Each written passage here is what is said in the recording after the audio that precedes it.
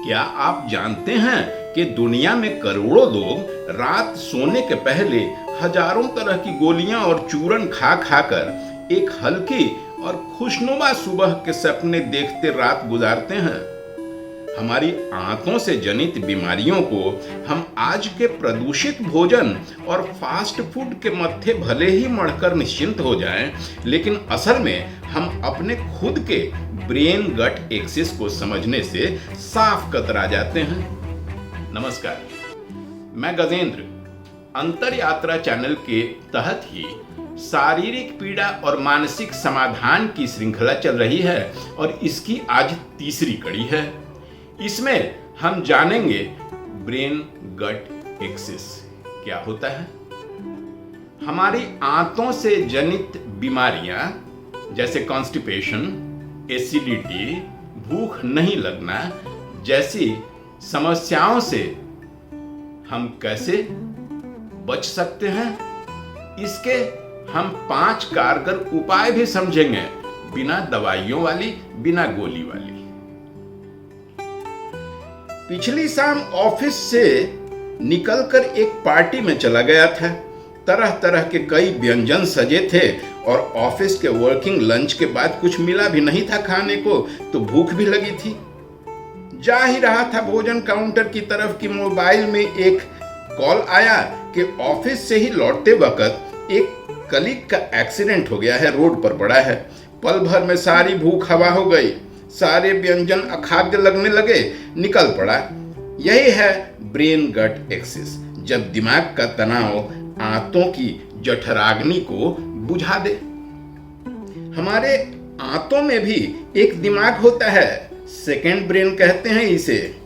10 करोड़ से ज्यादा न्यूरॉन्स होते हैं इसमें। जब ऊपर वाले ब्रेन को तनाव या खतरे की भनक लगती है तो ये दूसरे दिमाग जो पेट में होता है, जिसे एंट्रिक नर्वस सिस्टम भी कहते हैं, उसको सिग्नल भेज देता है और पेट की पाचन क्रिया को रोक देता है।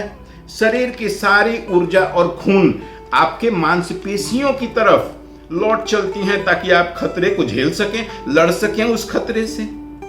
इस एंट्रिक नर्वस सिस्टम के मुख्य रूप से 2 परतें होती हैं, यानी 2 मुख्य सेनापति हैं जो पूरे पाचन क्रिया को नियंत्रित करते हैं। मायोएंटेरिक प्लेक्सस कहते हैं पहले को, जो इंजन है। इसका नाम ही मायो यानी मांसपेशियों और एंट्रिक यानी आंतों से बना है। इसका काम है पेरिस्टलस को यानी आंतों की लहरदार गति को नियंत्रित करना। वही जिसे बाउल मूवमेंट भी कहते हैं, यही तय करता है कि भोजन या मल कितनी तेजी से आगे बढ़ेगा। जब आप चिंता में, तनाव, अफसोस या क्रोध में होते हैं, यही वह हिस्सा है जो जैम हो जाता है, बाउल मूवमेंट बंद हो जाता है और कब्ज जन्म ले लेती है।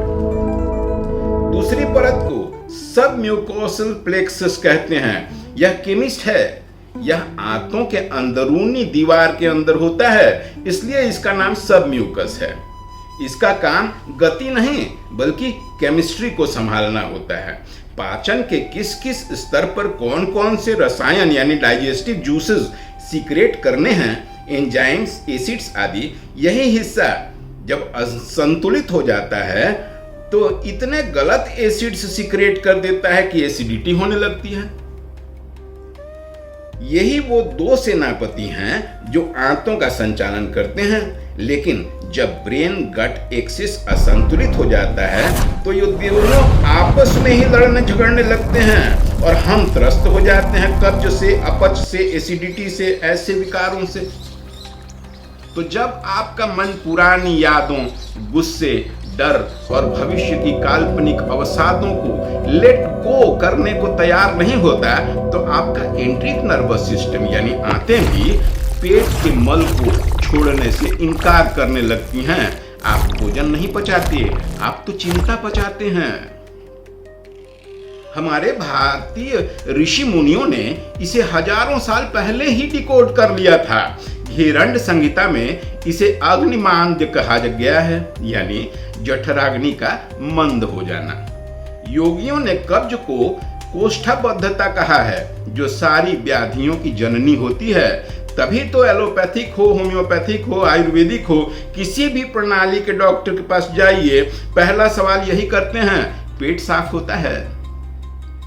योग सूत्र में इस व्याधि को चित्त विक्षेप का सहचरी माना गया है। साथी, जब जब चित्त विक्षेप होगा, पेट साफ होना बंद हो जाएगा।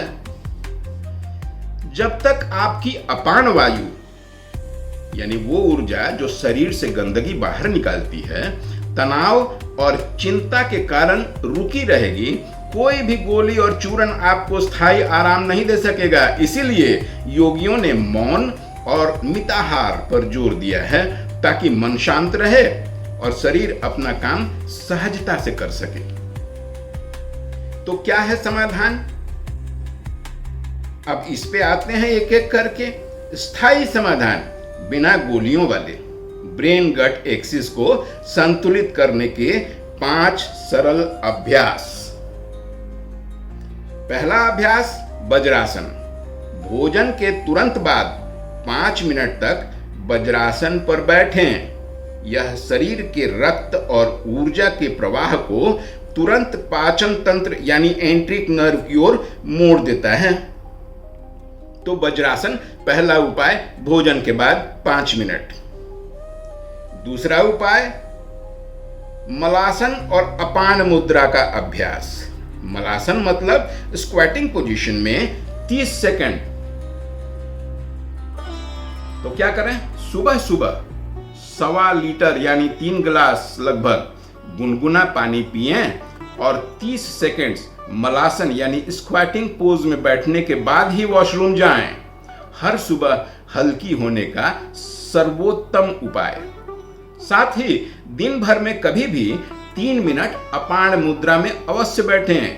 अपान मुद्रा वह हस्त मुद्रा है जिसमें हम रिंग फिंगर, मिडिल फिंगर और अंगूठे के टिप को आपस में सटाकर एक क्लोज्ड सर्किट बना लेते हैं।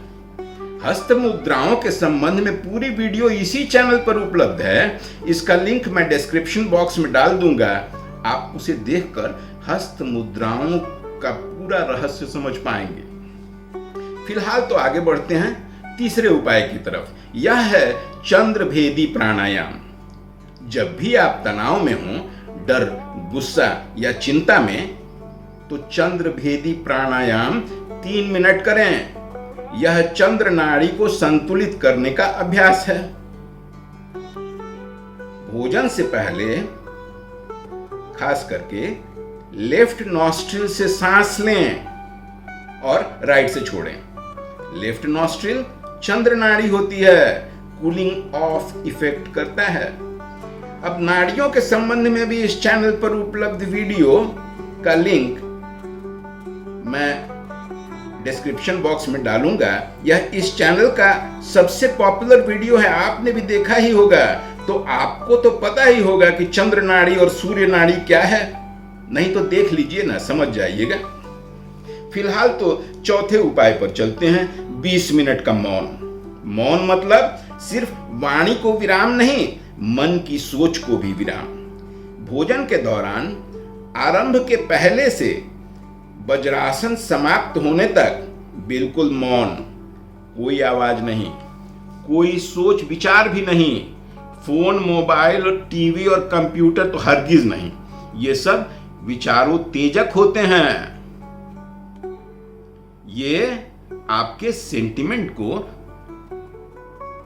स्टिमुलेट कर देते हैं।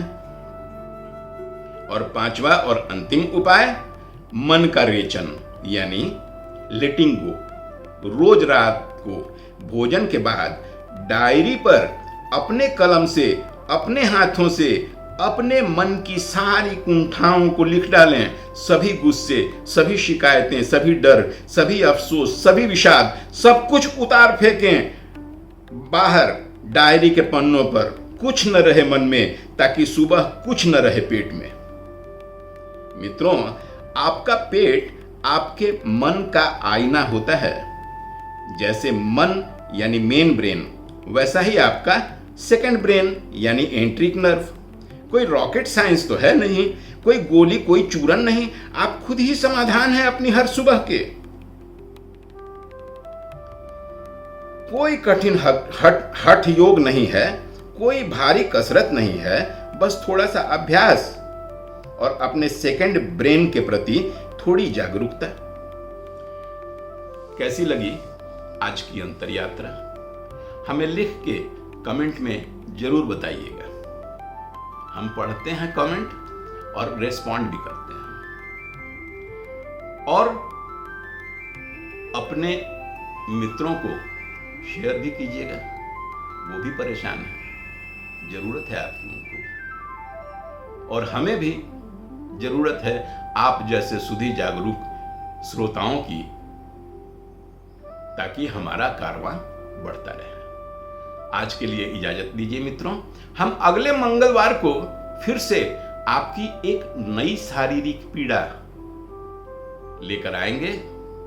जड़ से खोद के समझ लेंगे क्यों होता है माइग्रेन और इसके क्या निदान हो सकते हैं। आज के लिए नमस्कार। फिर